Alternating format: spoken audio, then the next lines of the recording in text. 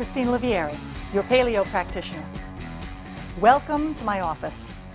Now let's learn about diabetes.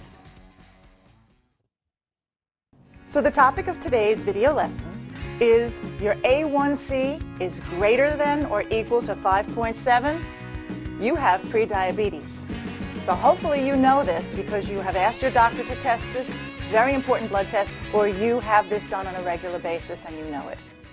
So this very simple blood test is done millions of times a day in America, and this can tell you if you have prediabetes. The American Diabetes Association identifies an A1C value of 5.7 or higher to be the start of prediabetes. Too many medical providers miss this. I've seen it 1,000 times. They either fail to do this important blood test or they fail to alert you that you have a terrible lifetime ahead of you of diabetes. I've worked in the fields of cardiology, endocrinology, and internal medicine, and for many years. And too many medical providers don't believe that this A1C to be a problem needing immediate attention.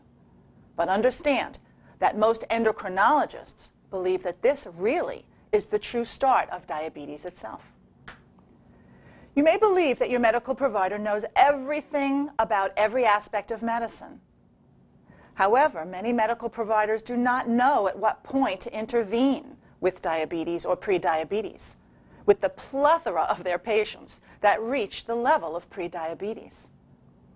And now, the American Diabetes Association has published that 86 million Americans, that's up from only from 79 million Americans only 3 years ago, but 86 million Americans now have prediabetes.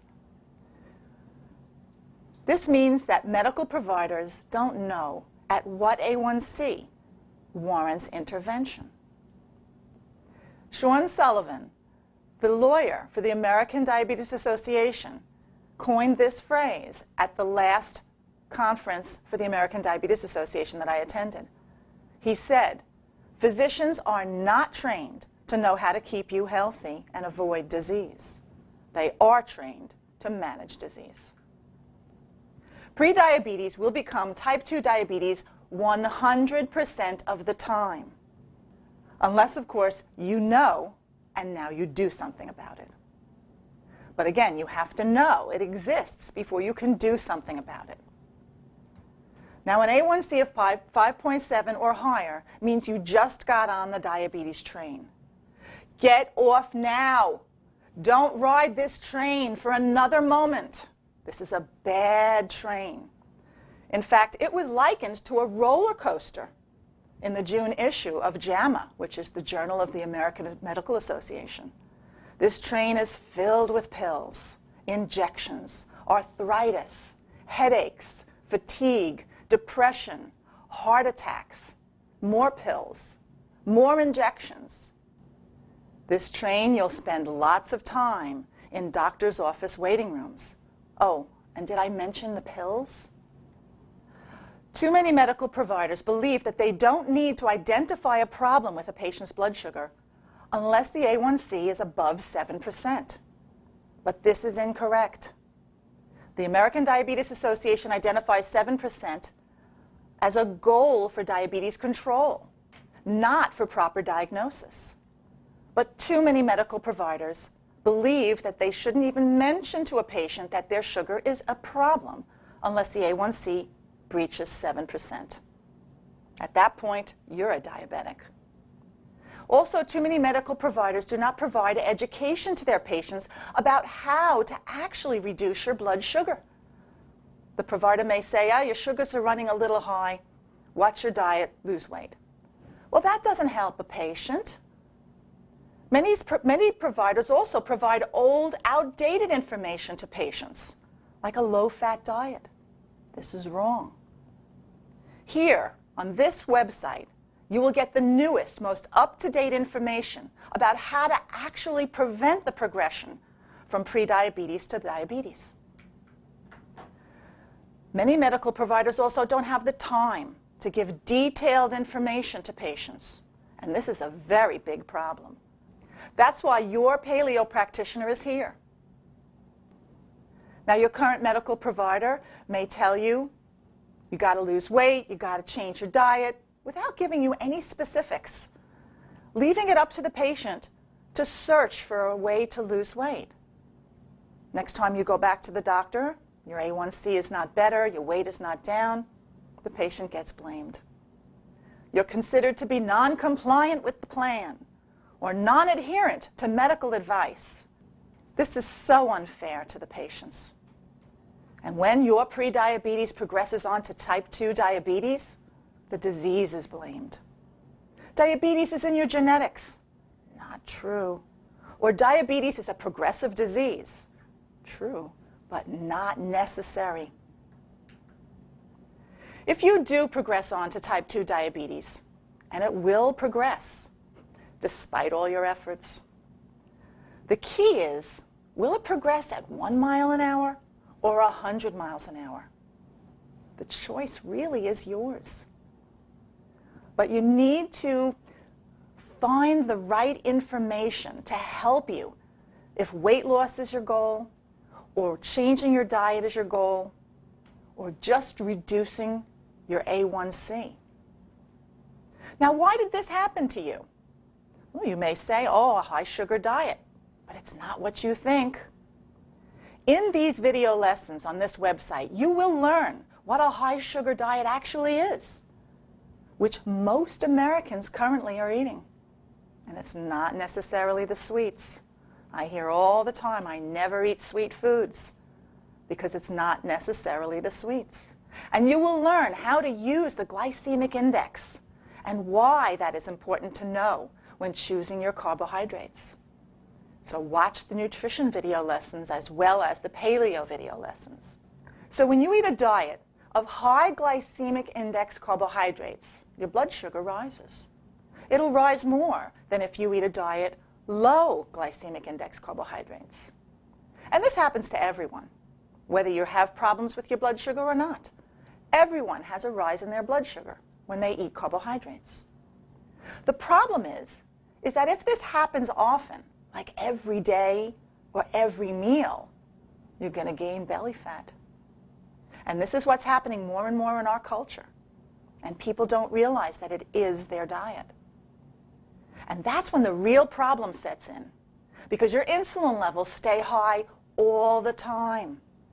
Human beings are not meant to have high insulin levels all the time. Our DNA is not designed to function that way. Insulin is a hormone that we have to help regulate how we use sugar for energy. It's fine to use sugar for energy, but you don't want a lot of sugar. And insulin is the key that opens the door to let the sugar into each and every one of the cells in our body. And when insulin is always high, we become resistant to its effects.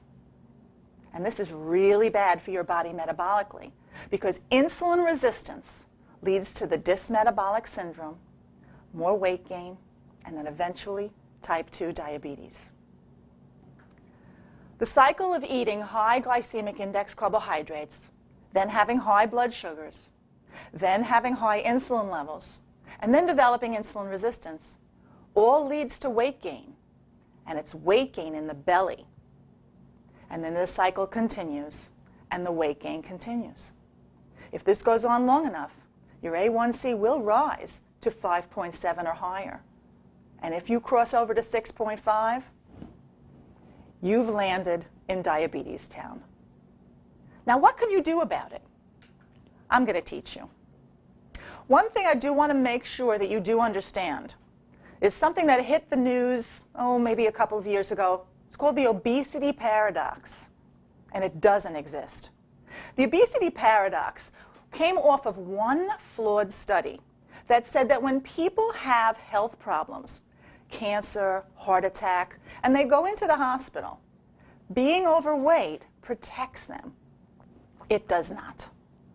Okay, this was a prior belief from one small study stating that being obese conferred protection from death for those with cardiovascular disease and cancer. This was dispelled from a later study published in the New England Journal of Medicine in January 16, 2014, if you'd like to research it yourself. Being obese does not confer any protection from death if you have cardiovascular disease or cancer. So in these video lessons, you will learn about the glycemic index in the nutrition videos. And it's important to know how to choose the right carbohydrates if you want to avoid obesity, prediabetes, and diabetes. You'll also learn about eating paleo eating patterns. And you'll see those in the paleo video lessons. Whether you want to go paleo or not, please look at these video lessons. There's lots of good nutritional information there. And you'll also learn how to follow a Paleolithic lifestyle, also in the paleo video lessons. That means you don't have to kill yourself in the gym exercising, but you do need to move in certain ways that are very inherent to human DNA. You'll also get a review on diabetes education often by reviewing these video lessons as often as you'd like to, and that will give you more reinforcement for what you're learning. I also highly recommend that you find a healthcare practitioner that uses motivational interviewing techniques to help you make the difficult lifestyle changes.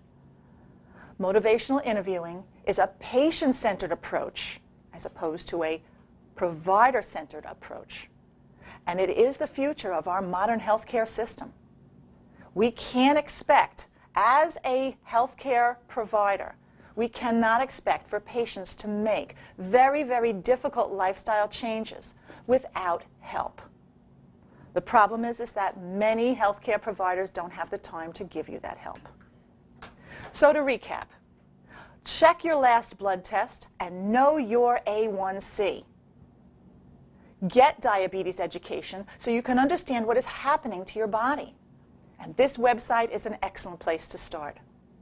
Soon you will be on the road to understanding, improved health, and an energy-filled, happy life with very few medications, if any. Thank you for letting me be a part of making you healthy. Please tune in to other video lessons on this website. I'm Christina Livieri, your paleo practitioner.